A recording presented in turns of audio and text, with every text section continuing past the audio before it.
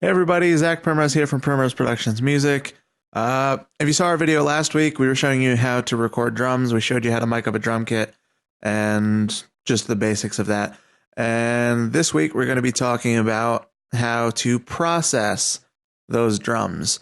So we're in this Pro Tools session here. We got the drum track we did last week, and I'll just play that for you for a second unprocessed, just a basic levels mix.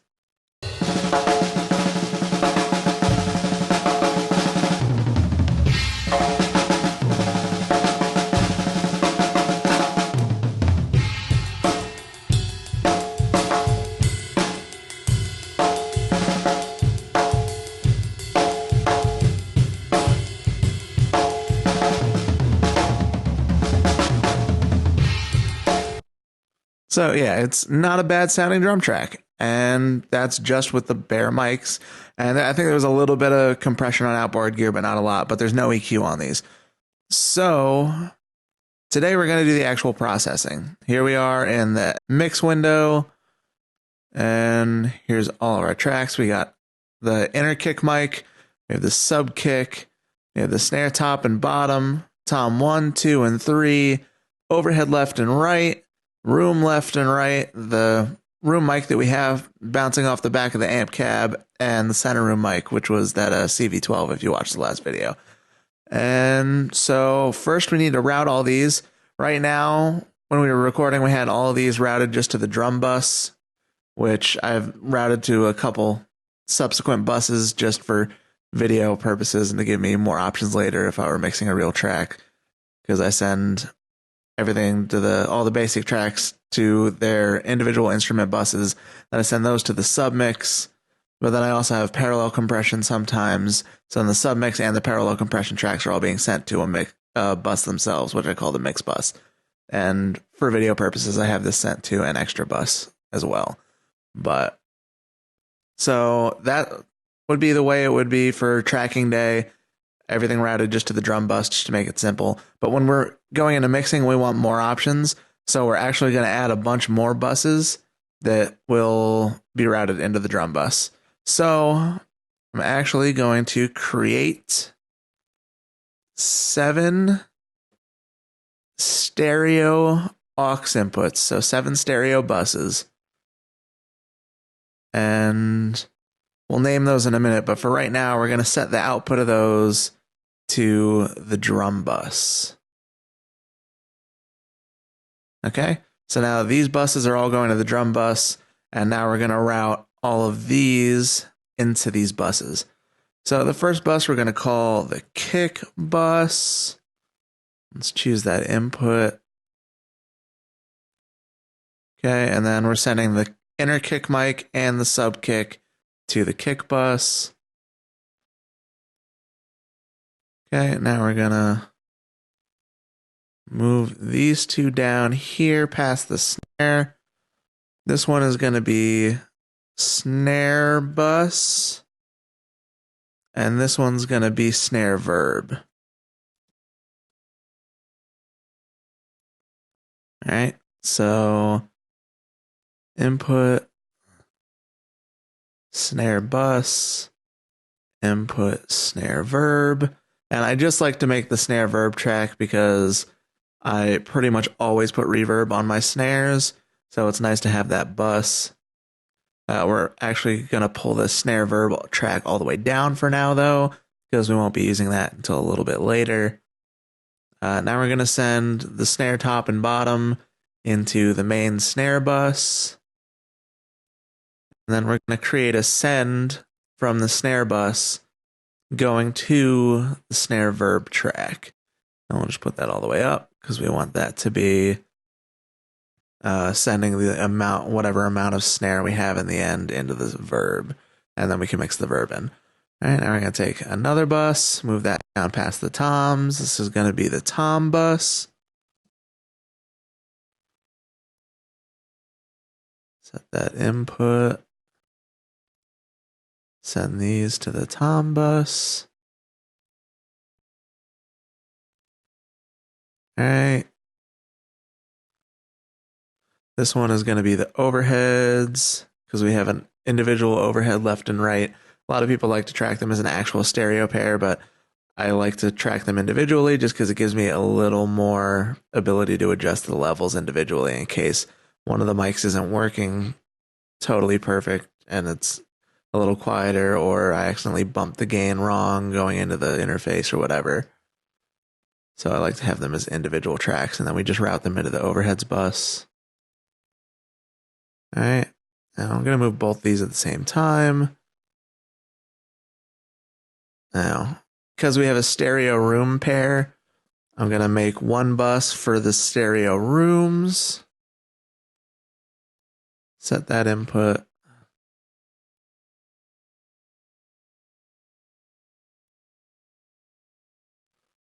And then that's just so I can move both of them simultaneously if I want to. And then the last one, we're going to make the overall rooms bus. So this one, we're actually going to send the center room, the cab room, and the stereo room bus. We're actually going to send to the rooms bus. So we can control all the rooms at once, or we can control the stereo or just the cab or just the center. All right, so that should be all of our routing. Let me just double check. Yep, it all looks good to me. So the next thing we're going to do is we're going to drop every single drum fader all the way down.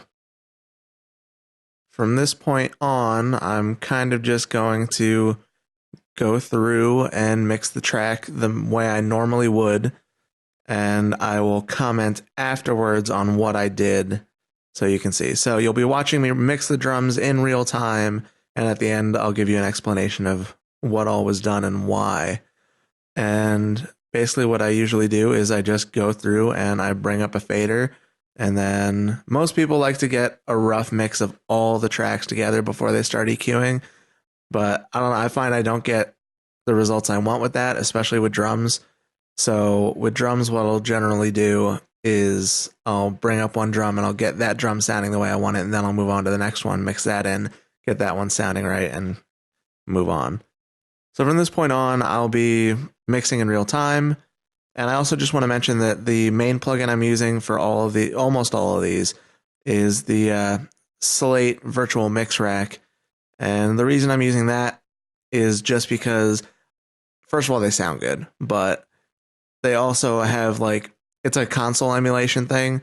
So you're actually seeing just like old school knobs kind of a thing. You're not seeing a graphic representation of the EQ moves you're making. So it kind of forces you to really listen to what you're doing rather than looking with your eyes and being like, oh, that looks like too much EQ or too little EQ, or I should do this frequency or whatever.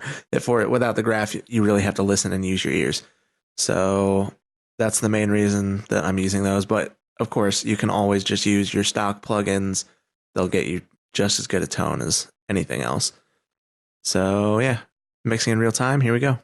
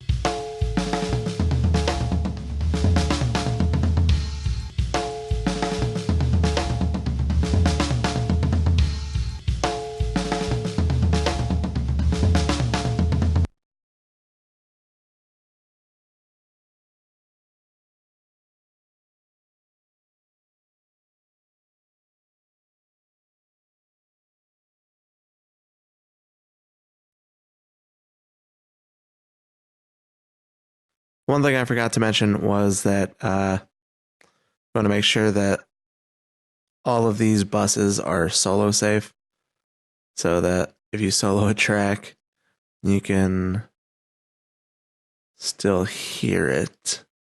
Because right now I'm trying to solo the toms, but without the drum bus and everything else being set to solo safe, it's not going to come through. So now that they're all solo safe, it should come through. Yep, see, there we go. So I'm just going to throw a gate on these toms just so we lose a little bit of that background noise.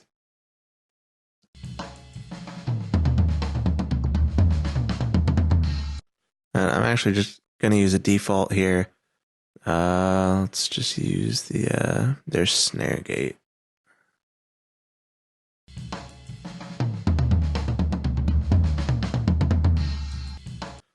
I find that the Snare Gate works pretty well for all the toms, so.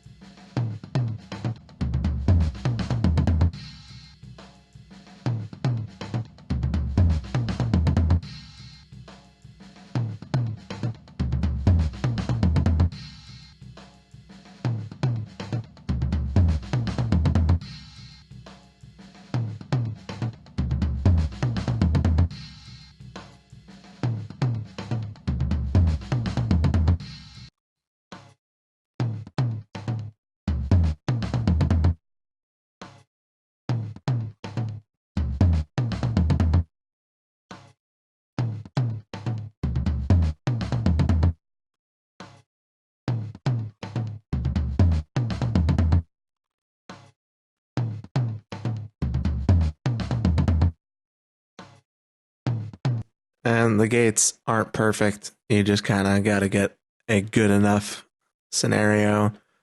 So now let's give these toms the real processing.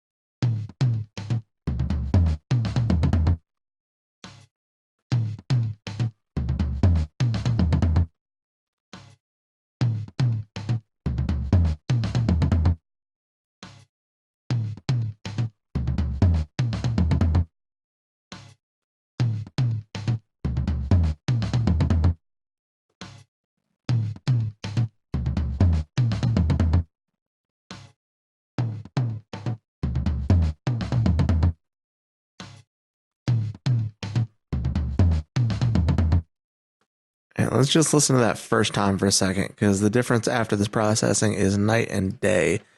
Here's without the processing we just did.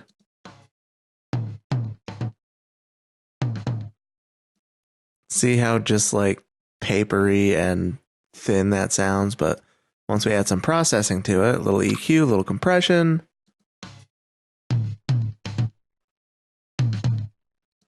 And yeah, that wasn't even all that much processing, but it just makes it pop. All right, let's move on to the second tom.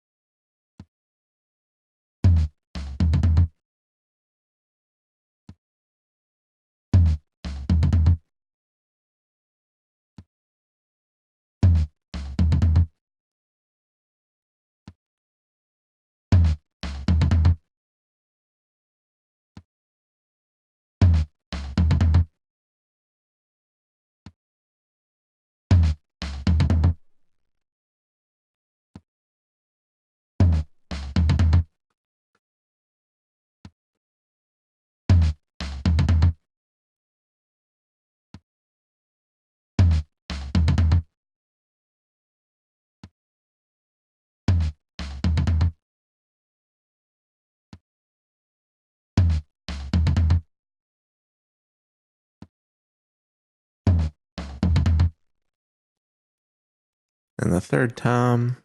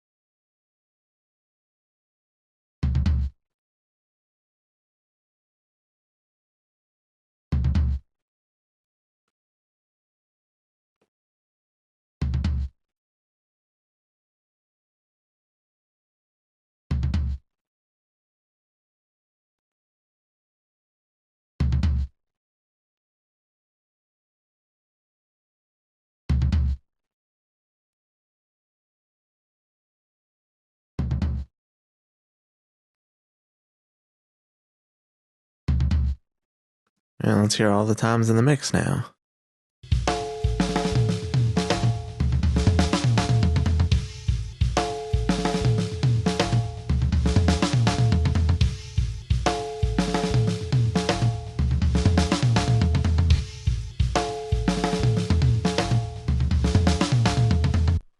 I definitely got to tweak the gates a little bit.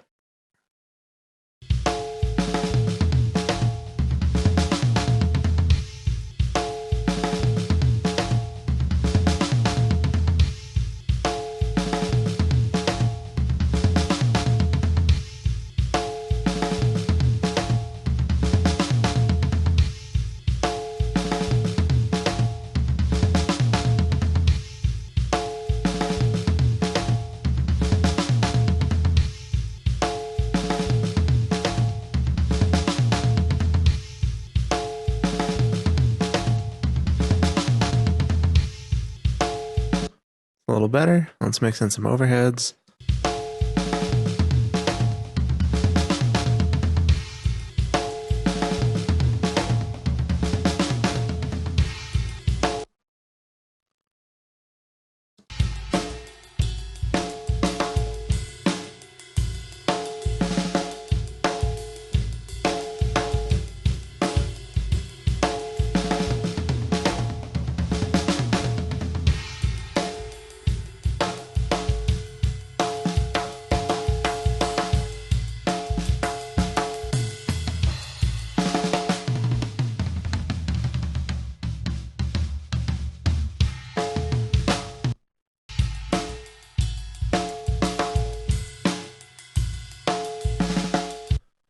All right, so right there is pretty much your basic drum setup.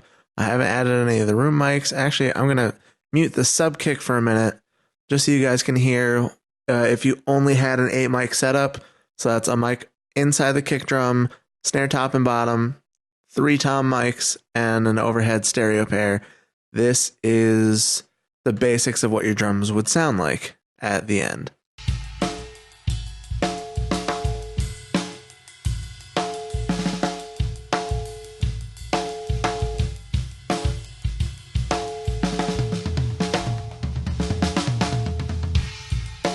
No, actually, I didn't add any snare verb, but yeah, I'll hold off on that. But yeah, so that would be your basic drum mic setup.